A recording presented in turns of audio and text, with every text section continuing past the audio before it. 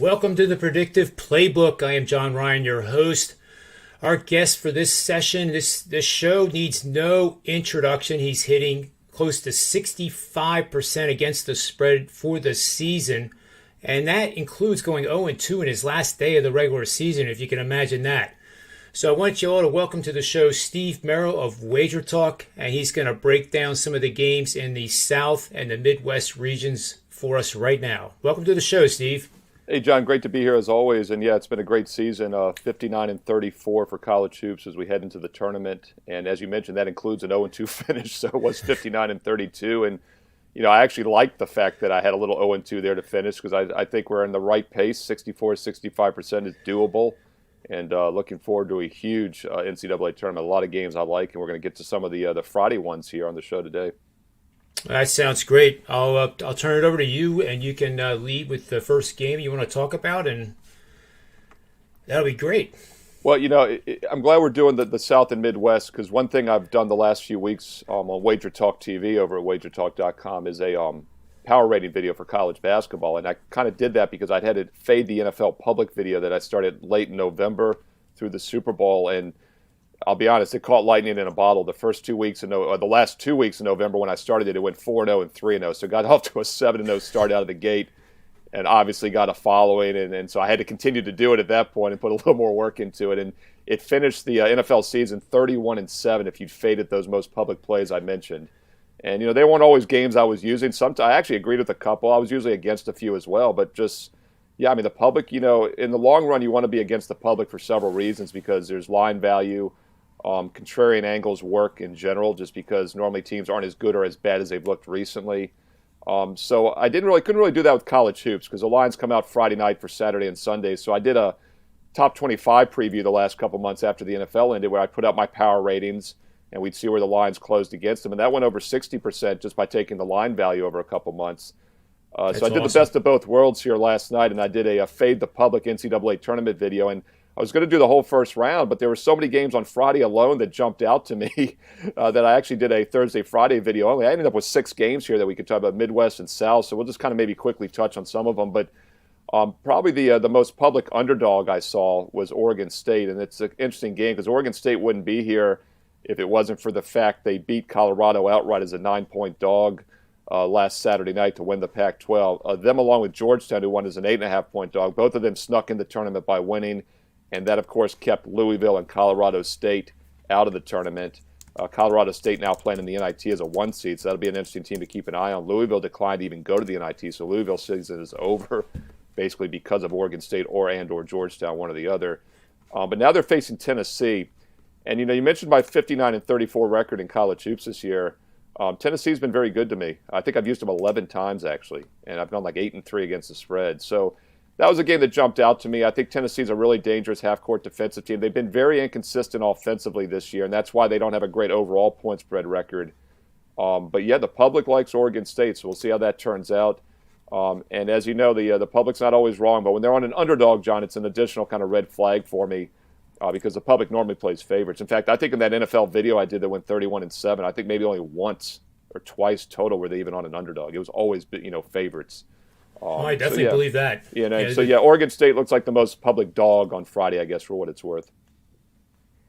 And I agree with that. That makes total sense to me. It's contrarian bet. It's recency bias. The new bettors that are learning this business, the process of betting, identifying a bet, are going to learn pretty fast that what have you done for me lately is not important. And I definitely agree that Colorado is a team that can easily beat them. And that's that ties in with Georgetown we talked about in the previous show. So this is actually our second show. We did the other 2 regions 2 days ago. So make sure you check that out. And even more importantly, make sure you check out Steve's video of that public consensus because I know I'm going to. And I'm sure it's going to be enlightening, to say the least. Yeah, there's with that. Yeah, I was going to say some other games. I'm just kind of looking at my notes here. Oregon State was the most public dog. There were 2 other underdogs actually that were public leans. I had 6 plays in there, but the other 2 dogs, for what it's worth, Colgate has been bet down from 10 down to 8.5, against Arkansas. And Colgate plays really fast, flashy offensive team. And I doubt many people know anything about Colgate. I haven't used them all year, obviously. So I thought that was interesting, John, because you can understand Oregon State, because like you said, that was a high-profile win, Pac-12 team last Saturday night. But I thought it was interesting that Colgate was getting some love. And then the other one I'll throw out, too, you can talk about each or both, is Oral Roberts. That line's gone from 16.5 down to 16 against Ohio State.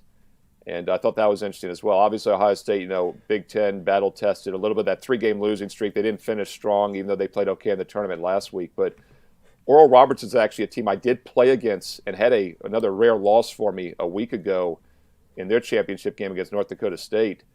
North Dakota State played extremely slow, one of the slowest tempos in the country. Oral Roberts plays fast, and I like that matchup. Oral Roberts blew them out 45-20 in the first half, and obviously a slow-down team can't catch up at that point, although North Dakota State almost caught up. They outscored them by almost 20 in the second half.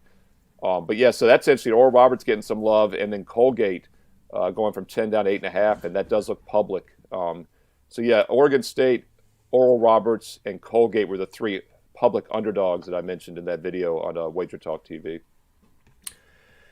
Well, that's, Arkansas is actually going to be my pick. Now, this is just doing brackets for competitive reasons. Like, you put $10 in a pool, there's 100 guys, whatever.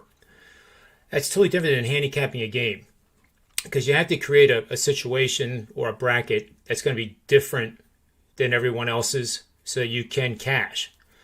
And I have chosen Arkansas as my team that is not getting any love, and one that has the talent that could knock off a Baylor should they meet.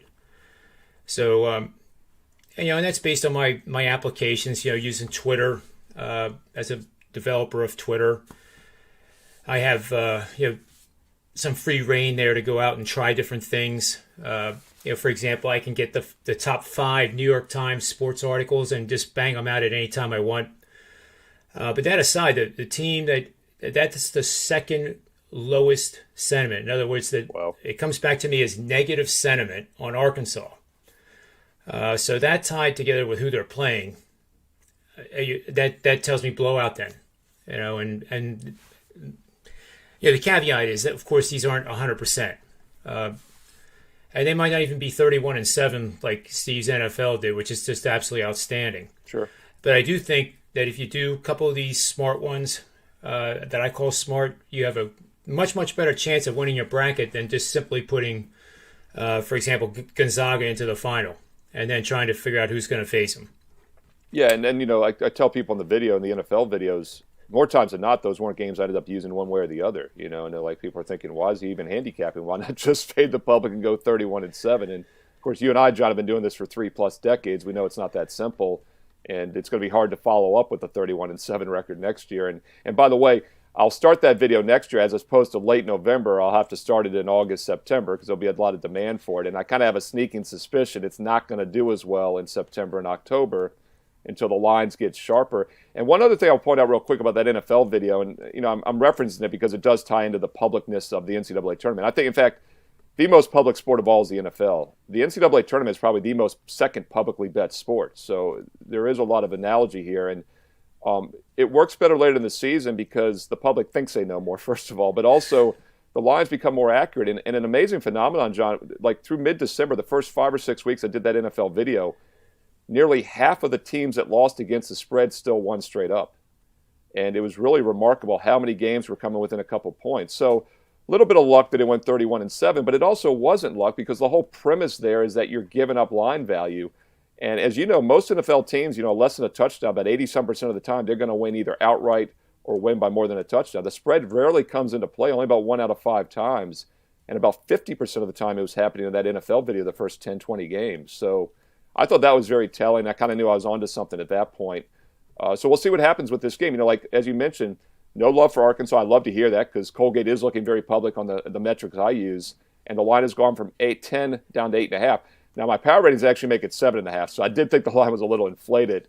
But this is how I use things as a filter. I didn't jump on Colgate at +10, even though the line was too high based on my power ratings, because I didn't like the matchup. I agree with you about Arkansas, I think, being very underrated in this tournament, a definite dark horse. By the way, I'm seeing them 50, 60 to 1 in most spots to win the whole thing. The Westgate Hilton has them as high as 80 to 1, the highest I saw at any sports book. And this is a top seed out of the SEC. Really good defensive team. They play fast like Bama, but still a very good defensive team, which is something I love, come postseason, as we've talked about. Yeah, for sure. I definitely will go to the window on Arkansas at that price and add that to my Loyola, which I regretfully, because of their seeding, they're going to play Illinois if they beat Georgia Tech, and of course Illinois. And Illinois is one of the favorites. So that's not really a bold futures bet at all. But Arkansas is certainly one to do. I don't think the money line rollover might make sense because they're going to be a favorite probably in every game until they meet Baylor. But the interesting thing with Baylor is, and I've gone through this scenario with you previously and everybody that's been on my shows here.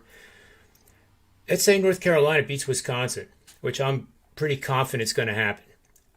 North Carolina is the type of team that can beat Baylor. They tremendous rebounding team, tremendous on the offensive boards. They have great length, great size. They can push Baylor's guys around a little bit, and and turn it into a street brawl if necessary. So that matchup in the second round, I would be glued to the TV for that one should that happen. Yeah, once again, though, they made it so difficult because it's basically a toss-up that they get by Wisconsin. North Carolina likes to play fast, and Wisconsin, the ultimate epitome of a slow-down half-court team, which gives the Tar Heels trouble a lot of times. I do agree with the length size. I think that's definitely an edge North Carolina has down low. But that's a tough one, either way to even get to Baylor.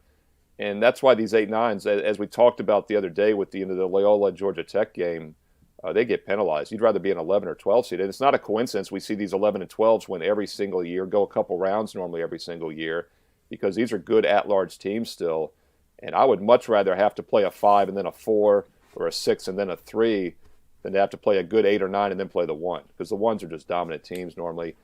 I love the sentiment stuff too. And one other thing I like to look at, I didn't get a chance to mention this in the video last night because I had so much information on those 6 games. And by the way, I am planning on probably doing one for the Saturday games, maybe on Friday night on WagerTalk TV, because there is so much information. But I like to look at ESPN at the percentage of picks for their brackets because they get millions of entries. Gonzaga 35% to win it all, and that's actually pretty much in line with the odds. They're less than 3-1, so that's actually a little short of what the odds are. And then Illinois 15-1, Baylor 10-1, Michigan 8-1. So the number 1 seeds are first. The 2 seeds are all second. But what's interesting then is you go then after that you've got a couple 3s, and then you've got Oklahoma State ahead of the other 3s. And Oklahoma State's become a very public team in recent weeks with their run. And then North Carolina's like 10th on the list. They're ahead of like all the 6s, 7s, everyone. So I thought that was fascinating that North Carolina was that high. They're still at like less than 1%. But they're basically like the 10th most popular choice to win it all. Whereas if you look at Wisconsin, by the way, we talked about this with Loyola. If you look at the KenPom ratings, Loyola would be like a 3 seed. So would Wisconsin. They're like the 11th ranked team overall in KenPom. He does have a heavy bias towards the Big Ten because of schedule strength, I think. But Loyola's in there ahead of them, and they obviously don't have schedule strength. So, yeah, Wisconsin definitely got screwed having to face North Carolina here in this first game. Yeah, and who's to say if Loyola wins over Georgia Tech that they can't beat Illinois? That's the madness of March Madness. Sure. You can't rule anything out. I do think the number 1 seeds will advance. There's only been one team, as your chart on Twitter illustrated, only Florida Gulf Coast over Virginia. Baltimore County. Yeah, Baltimore County. Oh, Baltimore County. Yeah, Gulf Coast did. I think they were like a 15. They did have a big upset as well, is what you're thinking. Yep. But the thing about, of course, Virginia, too, is they play so slow. We talked about that the other day, but, that's the type of time it's going to happen. And I'd said that for decades because Georgetown almost lost to Princeton in like 89, right when they started with 16 seeds in the late 80s. That was 50-49. So we've always known if it was going to happen, it would be a slow-down game. So I don't want to say it can't happen, but a team like Gonzaga is never going to lose to a 16 seed. They're just too good offensively. They're basically a semi-NBA team. Where it happens is like Virginia, who couldn't hit a shot, Baltimore County. And the other thing, too, the great equalizer is the three-point shot now. But when you have a lower-scoring game, as you know, the threes count more. So a team like Gonzaga will, watch it happen now that I say it'll never happen. And with the COVID era, maybe they'll go out there with 5 players and it'll happen. But in normal situation, it's only going to happen with a team like Virginia, who plays at, once again this year, the slowest pace of any team out of 357. So but that's why Loyola is so dangerous, and that's exactly why Loyola made the run to the Final Four, because Loyola plays at one of the slowest paces in the country. And they definitely could beat Illinois. If Illinois is cold, if Loyola hits some threes, it's going to be a low-scoring half-court game. It's like in soccer, when the teams just go into that prevent defense and they try to win a 1-0 or 0-0 game, or ice hockey when the teams get up by 1 and they just go into that shell defense. Low-scoring games, low-scoring sports, you're going to see more upsets. No question. The one thing I'll throw out at you is that Gonzaga is the 20th team now to enter the tournament undefeated.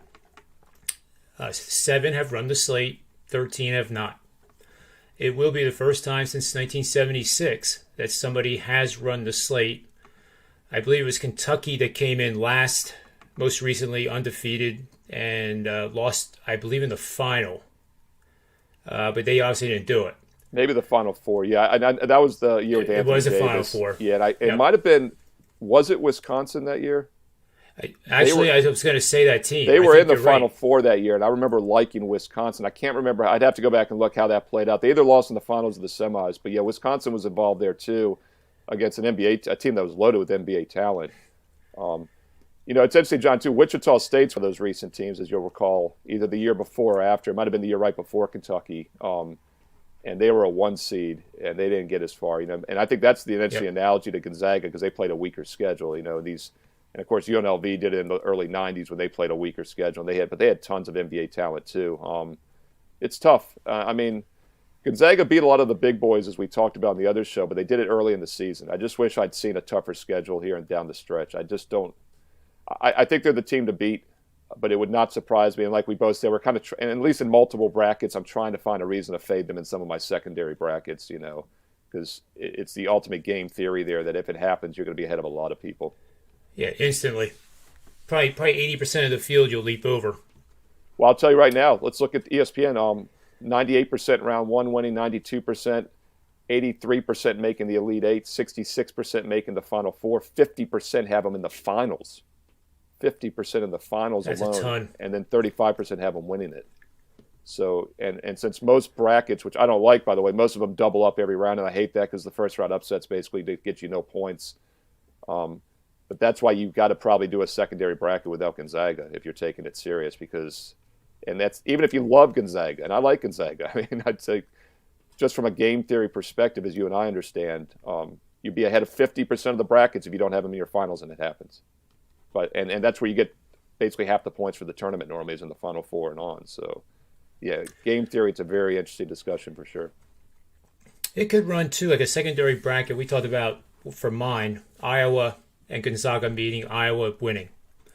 But I think the better one is to have Gonzaga go all the way to the Final Four and then lose to Alabama. Because Alabama probably has one of the easiest routes, with Michigan being what they are now, to get there. So, even though a 2 seed, they're kind of flying under the radar too. What does it say for Alabama percentages to get to the Final Four? Yeah, once again, Final Four and finals, it's all the 1s and then all the 2s. But let's dig a little deeper. Alabama is last of the 2 seeds for both the Final Four and the finals. Bama's the last one, so they're 8th. So I think you're onto something there. They're only 6% to make the finals, only 3% to win it. Bama is about 22% to make the Final Four. They're actually ahead of Houston and Iowa, yet less likely than those teams to make the finals, which is a little strange there. And Houston's an interesting team also. Slow down half-court team, efficient on both sides, weaker schedule though. I'd love to see the sentiment ratings on Houston as well. I have a feeling, John, that's a team that a lot of people aren't talking about. It's true, and I noticed the time because I know you have to get to the WagerTalk NBA show, which, I like that show even better than mine. I said you got to get to it also because I know you love watching. yeah. I mean, it's just great. I mean, Joe is as funny as the day is long. Joe has the type of laugh that you wouldn't even know what the conversation is, and you would start laughing. So if you haven't seen this show, it's, in my opinion, and I think a lot of people would agree, it's one of the best on YouTube, period. So, I don't want to hold you up from that. But the last thing I'm going to ask you is, I like West Virginia to come out of that region where I have Illinois, the Midwest. So that has to be a team that is an ugly dog. Ugly dog meaning not underdog, but the public is saying no chance. Yeah, and I'll tell you right now, I'm not looking to go against Huggins in a tournament setting, especially on those second and fourth rounds when you have one day to prepare. You talked about Dana Altman in Oregon. I know that's a team you like, a coach you like, rather, I should say. I totally agree with you. Coaching in college football and college basketball is a huge handicapping factor for me. Not as much in the pro sports, maybe a little bit like with the Belichick, who's just a one-off. But, Huggins is up there on my list of all times, and he's a guy with one day to prepare. I'm going to take him over most coaches. So we'll have to see how that plays out, But, yeah, they could be very dangerous. Efficiently, they're very, very good offensively. I wish defensively efficiently, they were a little higher ranked, but they still can create chaos, as we know. Huggins loves to play that way. That's another reason that type of team is so difficult in a one-day preparation setting. So, yeah, nothing would surprise me with not only West Virginia, but any Huggins coach team come tournament time. Yeah, I would have 2 3s and a 1 and a 2. I don't know if 2 3s have ever been in. I'll have to look that up for the next time we get together. But I know you have to go, unfortunately. But I'm going to be switching off this and tuning in to hear Joe and you. And who else is on today? Probably Ski. I believe Ski's usually on most days except Wednesdays. He's kind of the one. He's kind of the NBA expert because we all do college hoops as well. And I'll tell you what. Since we had to cut our conversation short, I'm going to do this for all the viewers. I've posted my bracket for sale at WagerTalk.com. It's normally $39. It's my pick for all 63 games, 9 first-round upsets, 2 bonus long shots that are both over 50-1 to win the title. But I'm going to give it to anybody watching today for free if they email me. Just mention that they saw this show. They get it for free. It's steve@prosportsinfo.com is my email address, steve@prosportsinfo.com. And once again, just for viewers here of this episode, if they mention that they heard us today, John, I will give them that bracket for free. My pick for all 63 tournament games. Normally $39 at WagerTalk.com. I want to give that as a special offer because I know we didn't dig too deep into all the games, and they go tomorrow. But once again, a bracket for free. Just mention the show because I appreciate everybody's support. Steve@prosportsinfo.com is the email. Yeah, and then after your NBA show, you can retweet the email address if you want. Awesome. Or send a direct message to Steve, and if you forgot what the email was, but that's a great resource, and I'm sure it's going to make money. So everybody that listens to this show, you should have hopefully 700 emails to send out with that report. Hopefully the bracket does well, but yeah, it's some great information, and a special thank you to everybody that watches you and supports you as well. Very good. Well, be sure to say hi to Joe and Ski. And Ski is one of those guys that's so laid back that if he was any more laid back, he'd fall asleep. It's a good balance for sure on that show. Yep. I mean, it's the extremes, but it's really, really cool. So you guys enjoy that. Steve, thanks a lot for being on the show. And for the Predictive Playbook, I'm John Ryan, and may all the wins be yours.